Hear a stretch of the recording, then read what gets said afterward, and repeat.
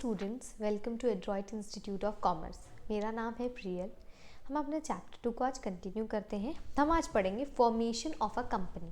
ठीक, हमने फीचर्स में ये पढ़ा था कि कंपनी के पास ना very time consuming, lengthy and complex process है। कंपनी को बनाना एक बहुत ही time consuming, lengthy and complex process है। कैसे है ये समझने के लिए हमें ये 4 स्टेजेस समझने होंगे। कौन कौन से स्टेजेस हैं? Promotion, incorporation, subscription of capital, commencement of business. ये 4 स्टेज जब कंप्लीट हो जाते हैं तो ही कंपनी जो है वो स्टार्ट हो सकती है। बट आपको ये चीज़ पता होना चाहिए कि प्राइवेट कंपनी, ठीक, एंड पब्लिक कंपनी, तो जो प्राइवेट कंपनी होती है वो ये 2 स्टेज कंप्लीट करके बिजनेस स्टार्ट करती है, बट पब्लिक कंपनी को ये चारों स्टेज कंप्लीट करने के बाद ही बिजनेस स्टार्ट करना होता है। ठीक, तो पब्लिक कंपनी को चारों स्टेज से होके गुजरना होगा एंड प्राइवेट कंपनी को सिर्फ 2 स्टेजेस से। देखते हैं पहला स्टेज क्या है, प्रमोशन। प्रमोशन का मतलब यहाँ पे नॉर्मल आप किसी चीज़ को बढ़ावा देना ऐसा नहीं है। देखिए, फॉर एग्जाम्पल मेरे पास एक आइडिया आया कि मैं एक कार बनवाऊँ, एक कंपनी बनाते हैं जिसमें जो कार है ना हमारी वो प्लास्टिक वेस्ट से चलेगी। ठीक है, जितने भी प्लास्टिक बॉटल्स हैं उनको रिसाइकिल करके हम कार को चलाएंगे। ये एक आइडिया आया। ठीक, हमने किया कि ऐसा ऐसा हो सकता है, ये पॉसिबल है कि नहीं, करके हम बिज़नेस स्टार्ट करते हैं। ये आइडिया मुझे अकेले नहीं आया। अगर मुझे अकेले आता तो मैं प्रमोटर होती। अगर मेरे 4 दोस्त मिलके हमने ये डिसाइड किया कि ऐसा ऐसा बिजनेस करना है तो हम सारे प्रमोटर्स हो जाएंगे। क्या होता है, देखिए, it involves discovering of a business opportunity and take appropriate step to form a company. Company बनाने के लिए हमें कोई अपॉर्चुनिटी आई, कोई आइडिया आया, उसके थ्रू हम क्या करेंगे? तो पहला स्टेज है ये, एनी पर्सन और a group of person. Any person मतलब मैं, ग्रुप ऑफ पर्सन मैं और मेरे फ्रेंड्स, उनको क्या आया, हु क्रिएट्स और discover a business opportunity and proceed to form a company is known as promoter. Promoter कौन हो जाएगा? जिसको भी अपॉर्चुनिटी मिली, जिसने भी अपॉर्चुनिटी डिस्कवर किया या जिसके पास भी आइडिया आया। ठीक है, प्रमोटर क्या करता है? Promoter analyses the prospect of business. Prospect मतलब कि फ्यूचर में क्या ऐसा हो सकेगा, जो फ्यूचर में आने वाले हमारे पास अपॉर्चुनिटी है, उन सारे को क्या करेंगे? इकट्ठा करेंगे, उन सारे रिसोर्सेज को इकट्ठा करेंगे जो हमारी हेल्प करेगी। ठीक, किस तरह के रिसोर्सेज होंगे? 4 M's आते हैं, man, material, machinery and money. ये 4 M को क्या है, हम लोग कलेक्ट करेंगे and managerial ability to form a business बनाने के लिए। समझ में आया? तो प्रमोटर कौन होते हैं? वो जिनके पास न्यू आइडिया आया है बिजनेस को स्टार्ट करने के लिए, या उन्होंने कोई भी अपॉर्चुनिटी को डिस्कवर किया है। ठीक, क्या हो जाएगा? अब प्रमोटर क्या कर सकता है? पहला है क्या कि आइडेंटिफिकेशन ऑफ बिजनेस अपॉर्चुनिटी। आपको पता चला कि हम कोई न्यू प्रोडक्ट या सर्विस प्रोवाइड कर सकते हैं, डिफरेंट चैनल्स या इन्वेस्टमेंट हैव पोटेंशियल। जरूरी नहीं है कि एकदम नया आइडिया होना चाहिए कि उड़ने वाली गाड़ी ही बनानी है। उसमें क्या होता है ना कि आपको कॉम्पिटिटर कम मिलते हैं अगर आपके आइडियाज़ जो हैं वो इनोवेटिव हैं एंड डिफरेंट है। अभी मार्केट में कोई वैसा नहीं है, तो आपको थोड़े से क्या होता है ना कि अब प्रेफरेंस मिलता है, आपके पास कॉम्पिटिटर नहीं रहते हैं। कुछ टाइम बाद आपकी क्या होते हैं, कॉम्पिटिटर आ जाते हैं मार्केट। स्टार्टिंग में काफ़ी अच्छा रहता है। ठीक, तो सबसे पहला प्रमोटर का काम है कि कोई भी बिजनेस को हम बिजनेस अपॉर्चुनिटी को हम आइडेंटिफाई करें कि इस बिजनेस अपॉर्चुनिटी को हम लेके चल सकते हैं, हमारी कंपनी इसके हिसाब से हो सकती है। नेक्स्ट इंपॉर्टेंट है फिजिबिलिटी टेस्ट। फिजिबिलिटी मतलब पॉसिबिलिटी, क्या संभव है। मैंने पहला आइडिया क्या दिया था? मैंने आइडिया दिया कि हम कार बनाएंगे जो कि हमारे रिसाइकिल प्लास्टिक से चलेगा। तो क्या टेक्निकली ये फिजिबल है, पॉसिबल है? देखिए, profitable of, in order to test the profitability of feasibility of a business which a promoter intend to start, the promoter undertake various feasibility studies like technical, economical, financial। ठीक, तो हम क्या करेंगे? Idea तो आ गया, क्या वो पॉसिबल है कि नहीं, हम 3 टर्म में देखेंगे। पहला किस? Technical, financial and economical term. Technical term मतलब कि आइडिया तो बहुत अच्छा है, एकदम धांसू आइडिया सुन के लग रहा है कि बस उड़ा देंगे हम, इससे अच्छी आइडिया तो मिल ही नहीं सकती। हम किससे? प्लास्टिक वेस्ट से क्या करेंगे? कार को रन करेंगे। लेकिन क्या एग्जीक्यूट करना पॉसिबल है? आपके पास क्या ऐसी टेक्नोलॉजी है, आपके पास क्या ऐसी रिसोर्सेज हैं जिसके थ्रू ये पॉसिबल है? हमको टेक्निकल फिजिबिलिटी में ये देखना होता है। फिनेंशियल फिजिबिलिटी में ये देखना होता है कि क्या हमारे पास उतने मनी है, उतने फंड है जितना मुझे ये आइडिया को एग्जीक्यूट करने में लगेगा। मान लेते हैं आपके पास ऐसी टेक्नोलॉजी है जिसके थ्रू आप क्या करो, कार रन कर सको प्लास्टिक वेस्ट से। बट क्या आपके पास इतने फंड हैं कि आप एक कार की फैक्ट्री स्टार्ट कर सको जिसमें आप प्लास्टिक वेस्ट, जो टेक्नोलॉजी चाहिए उसको फ्यूल में कन्वर्ट करने के लिए प्लास्टिक वेस्ट को, वो टेक्नोलॉजी क्या आप अफोर्ड कर सकते हो? आपको ये सारी चीज़ें देखनी होती है फिनेंशियल फिजिबिलिटी में। वहीं इकोनॉमिक फिजिबिलिटी में आपको क्या देखना रहता है, मान लेते हैं कि हमने जो आइडिया लिया वो तो पॉसिबल है, टेक्निकली पॉसिबल है, बन सकता है, हमारे पास इतने फंड्स भी हैं कि हम उसको एग्जीक्यूट कर सकें। लेकिन इकोनॉमिकल फिजिकली हम बिजनेस क्यों स्टार्ट करते हैं? देखिए, कोऑपरेटिव सोसाइटी हम जो मेंबर्स हैं सोसाइटी के, उनके बेनिफिट के लिए स्टार्ट करते हैं। पर कंपनी की बात करें तो कंपनी हम क्यों चलाते हैं? कंपनी हम स्टार्ट करते हैं प्रॉफिट अर्निंग के लिए, ठीक है। कंपनी क्यों स्टार्ट करते हैं? प्रॉफिट अर्निंग के लिए स्टार्ट करते हैं। तो प्रॉफिट अर्निंग की बात करें तो क्या इकोनॉमिक फिजिबिलिटी में हम यही चेक करते हैं कि प्रॉफिटेबल होगा कि नहीं। The project is given up with considered to be less profitable although it is technical and financial physical।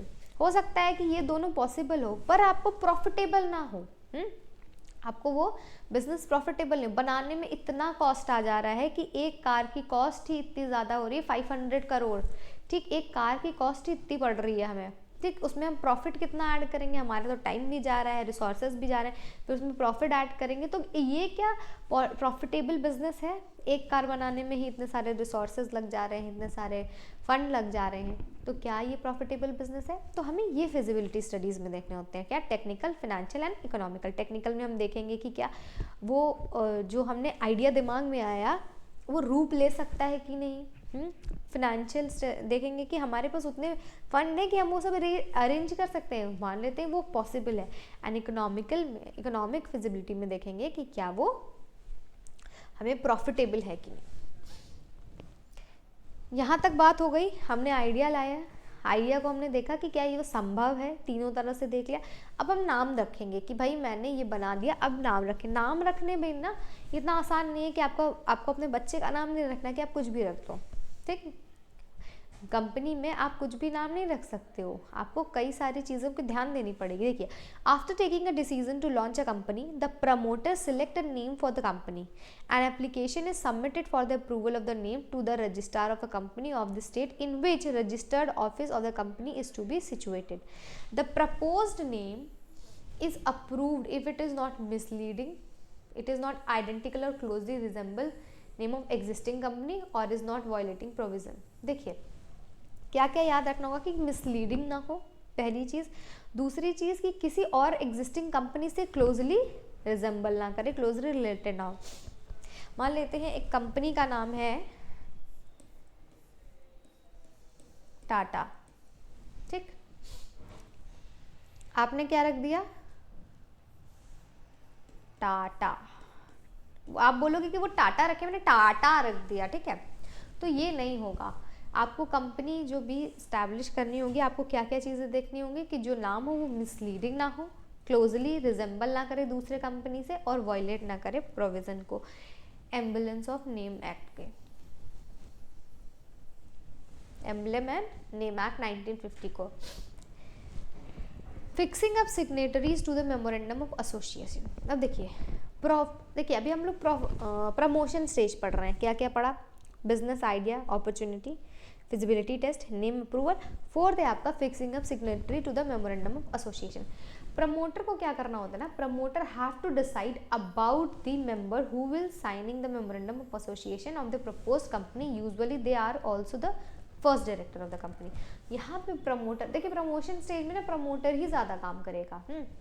तो प्रमोटर क्या डिसाइड करेगा कि कौन से वो मेंबर्स हैं जो MOA मेमोरेंडम ऑफ एसोसिएशन को क्या करेंगे, प्रपोज कंपनी के लिए, मतलब कि जो कंपनी हमने सोचा है कि हम स्टार्ट करेंगे उसके लिए कौन साइन करेगा और कौन उनका पहला डायरेक्टर बनेगा कंपनी का। क्या देखते हैं कि कौन डायरेक्टर बनेगा, साइन करेगा, प्रपोज्ड कंपनी, जो कंपनी फ्यूचर में आने वाली है। नेक्स्ट है अपॉइंटमेंट ऑफ प्रोफेशनल्स। अब प्रोफेशनल्स में आप क्या क्या देखोगे? Merchant banker, auditor, to assign them in the preparation of necessary document. देखिए हमें रजिस्ट्रार ऑफ कंपनी को ना कुछ डॉक्यूमेंट सबमिट करने होते हैं, हमें कौन? प्रमोटर्स को। तो प्रमोटर क्या देखेगा कि भाई हमें मर्चेंट बैंक का ऑडिटर और लोगों की CA CS की ज़रूरत पड़ेगी ताकि नेसेसरी डॉक्यूमेंट हम तैयार कर पाएँ एंड रजिस्ट्रार ऑफ कंपनी को सबमिट कर पाएँ। प्रिपरेशन ऑफ नेसेसरी डॉक्यूमेंट, यहाँ पे क्या हो गया, अब नेसेसरी डॉक्यूमेंट्स क्या हो जाएंगे, various legal documents like memorandum of association, article of association are prepared and submitted to the promoter और to the registrar of company for getting the company registered. ठीक है, तो वेरियस लीगल डॉक्यूमेंट्स कौन कौन से हो जाएंगे, memorandum of association, article of association are prepared and submit. तो आपको मेन कौन सा डॉक्यूमेंट याद रखना है, MOA एंड AOA। यहाँ पे आपका प्रमोशन स्टेज खत्म हो गया। ठीक, क्विकली फिर से देख लेते हैं।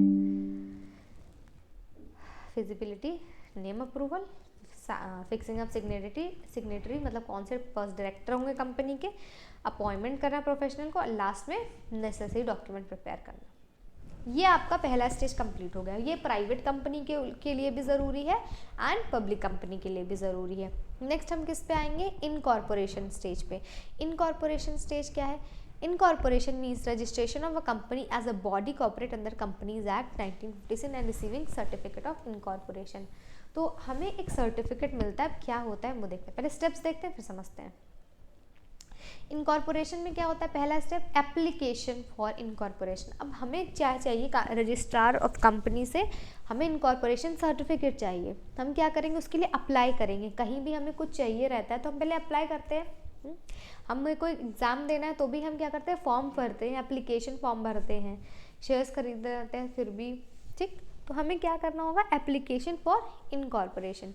Promoters make an application for the incorporation of a company to the registrar of company with companies along with necessary document. हम क्या करेंगे, इनकॉर्पोरेशन के लिए रजिस्ट्रार ऑफ कंपनी को नेसेसरी डॉक्यूमेंट सबमिट करेंगे। जैसे आपको बैंक में अकाउंट खुलवाना है तो आप क्या करोगे, एक एप्लीकेशन फॉर्म दोगे, उसके साथ साथ नेसेसरी डॉक्यूमेंट दोगे, Aadhaar card, pan card, photo, passport size photo, ये सारी चीज़ नेसेसरी डॉक्यूमेंट जैसे बैंक के लिए ज़रूरी है वैसे यहाँ पे भी जो भी डॉक्यूमेंट्स रिक्वायर्ड है, AOA, MOM सिग्नेचर, डायरेक्टर्स के सिग्नेचर, वो सारे आप क्या करोगे, सबमिट करोगे।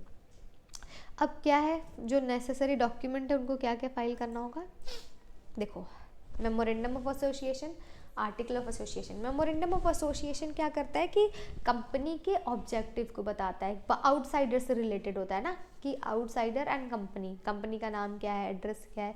लेकिन article of association internal management की बात करता है।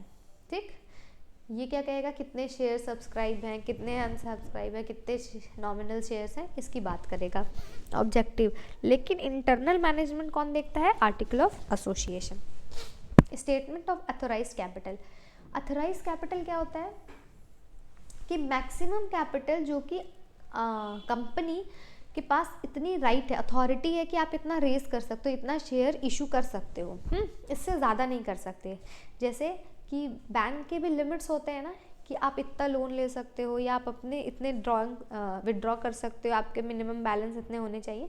वैसे ही अथोराइज कैपिटल क्या है कि आप मैक्सिमम कितना शेयर इशू कर सकते हो, आपको इतना अथॉरिटी मिली है कि आप इतना शेयर इशू कर सकते हो। Written consent of propose director to act as direction and undertaking to purchase and pay qualification shares. क्या कर सकते हैं, प्रपोज डायरेक्टर। देखो प्रपोज डायरेक्टर क्यों लिख रहा है, क्योंकि अभी वो डायरेक्टर बने नहीं है। हमने ये डॉक्यूमेंट में साइन करके प्रपोज किया कि आने वाली कंपनी जो प्रपोज कंपनी है उसके ये डायरेक्टर होंगे। तो उन्हें क्या करना होता है कि अंडरटेकिंग टू परचेज एंड पे फॉर क्वालिफिकेशन शेयर। हमें जैसे एक अंडरटेकिंग लगानी पड़ती है कभी भी। अंडरटेकिंग मतलब कि आपको साइन करना होगा, उसमें मेंशन करना होगा कि हमें ये चीज़ें करनी है। ठीक, agreement with propose director to act as a direction and undertaking to purchase a pay for qualification share.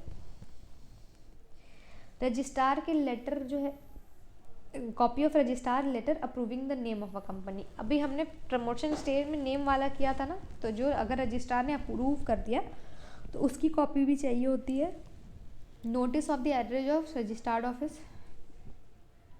देखिए, if he notice is not submitted at a time of registration it can be submitted within 30 days। ये आपको याद रखना है कि अगर जो notice जो रजिस्ट्रार ऑफिस के एड्रेस का जो नोटिस है, अगर आपने अभी नहीं सबमिट किया तो क्या कर सकते हो, 30 दिन के अंदर आप कर सकते हो। Statutory declaration affirming that the legal requirement for registration have been compiled with this must be sign with advocate high court. तो जो भी नेसेसरी डॉक्यूमेंट है ये आपके किसके अंदर आ जाएंगे, इनकॉर्पोरेशन स्टेज के अंदर आ जाएंगे। देखो MOA मत भूलना, बाकी अथोराइज कैपिटल भी ज़्यादा इंपॉर्टेंट है। नेक्स्ट क्या है, payment of fees. Payment of fees की बात करें तो ये भी किस स्टेज में आएगा, इनकॉर्पोरेशन स्टेज में आएगा। हमने जितने भी अब डॉक्यूमेंट फिल किए उसके साथ हमें रजिस्ट्रेशन फीस भी जमा करनी होगी। ठीक, आप कभी भी एप्लीकेशन कहीं भी करते हो किसी भी चीज़ के लिए, चाहे एग्ज़ाम फॉर्म के लिए या फिर बैंक में, तो आपको एक रजिस्ट्रेशन फीस सबमिट करनी पड़ती है। कहीं कहीं फ्री रहता है, बट आपको कंपनी को इनकॉर्पोरेट करने के लिए जो आप रजिस्ट्रार के ऑफिस में जाओगे ना, डॉक्यूमेंट सबमिट करोगे, उसके साथ आपको एक रजिस्ट्रेशन फ़ी भी डिपॉजिट करना पड़ेगा। Registration, the registrar verifies all the document submitted. अब हमने क्या किया, जितने भी डॉक्यूमेंट्स दिए, मान लेते हैं आपको कहीं किसी कॉलेज में एडमिशन लेना है, तो वहाँ भी यही होता है, एप्लीकेशन फीस आप देते हो, फॉर्म भरते हो, नेसेसरी डॉक्यूमेंट सबमिट करते हो, उसके बाद वेरीफाई होता है ना कि क्या क्या डॉक्यूमेंट आपने दिया है, रिलेवेंट है कि नहीं है। उसके बाद क्या करेंगे, एविडेंस देखेंगे, रजिस्ट्रेशन फीस देखेंगे। जब सेटिस्फाई हो जाएंगे कि हाँ भैया आपने जो भी डॉक्यूमेंट्स दिए हैं वो सही है, जो भी आपने फीस दी है वो भी सही है, सारी चीज़ सही है, तो क्या होगा, फिर आपको क्या करना होगा कि एंटर करना होगा कंपनी के रजिस्टर करने के लिए। क्या होगा फिर, अब आपने जब सारे के सारे डॉक्यूमेंट सही कर दिए ना, तो आपको सर्टिफिकेट ऑफ इनकॉर्पोरेशन मिल जाएगा। कैसे मिलेगा, the registrar issue a certificate of incorporation which may be called birth certificate. ये आपको याद रखना है। एक बात बताइए, आप बर्थडे कब मनाते हो, जिस दिन आपने जन्म लिया था, जिस दिन आपका बर्थ सर्टिफिकेट पे डेट लिखा है, कि आप उस दिन अपना बर्थडे मनाते हो जिस दिन आपने चलना शुरू किया था। तो आपको ये बात याद रखनी है कि सर्टिफिकेट ऑफ इनकॉर्पोरेशन को हम कंपनी की बर्थ सर्टिफिकेट भी कहते हैं। लेकिन जब बिजनेस स्टार्ट होती है, ये तो हमें सर्टिफिकेट मिल गया कि आप स्टार्ट कर सकते हो, पर अभी भी आप स्टार्ट नहीं करोगे, एक और स्टेज बाकी है। तो आप क्या करोगे कि बर्थ सर्टिफिकेट ले लोगे, लेकिन आप जब चलना स्टार्ट करोगे वो बात अलग है। तो आपको ये याद रखना है कि जब बिजनेस स्टार्ट हो रहा है तब आप उसको बर्थ डेट नहीं बोलोगे, जब आपको सर्टिफिकेशन ऑफ इनकॉर्पोरेशन मिलेगा आप उसे बोलोगे। देखिए, with effect from November 1, 2000 the registrar of a company a lots a CIN corporate in identify number of a company. देखते हैं कैसा दिखता है ये देखिए, specimen of certificate of incorporation, I hear bye certify that. अब यहाँ पे कंपनी का नाम हो जाएगा XYZ, is this day incorporated under the Companies Act 1956 and that the company is limited given under my hand at Delhi। तो ये क्या है कि आपको सारी इन्फॉर्मेशन दिया है। देखिए, कॉर्पोरेट आइडेंटिफिकेशन नंबर भी दिया है, रजिस्ट्रार कंपनी दिल्ली, सब यहाँ पे मेंशन है। तो इसी तरह से आपका क्या होता है, सर्टिफिकेट ऑफ इनकॉर्पोरेशन होता है।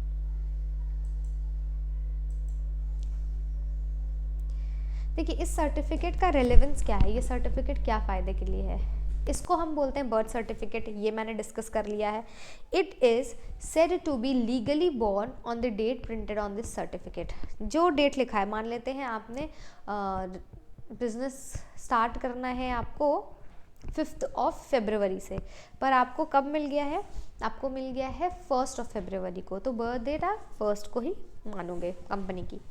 This certificate is considered to be a conclusive proof for the legal existence of the company. A private company can commence its business immediately after obtaining this certificate। ये मैंने starting में भी बताया था कि जैसे ही आपको इनकॉर्पोरेशन स्टेज खत्म होगा तो पब्लिक कंपनी स्टार्ट कर सकती है तुरंत ही अपने बिजनेस को, लेकिन प्राइवेट कंपनी स्टार्ट कर सकती है, पर पब्लिक कंपनी को सारे प्रोसीजर फॉलो करने पड़ेंगे।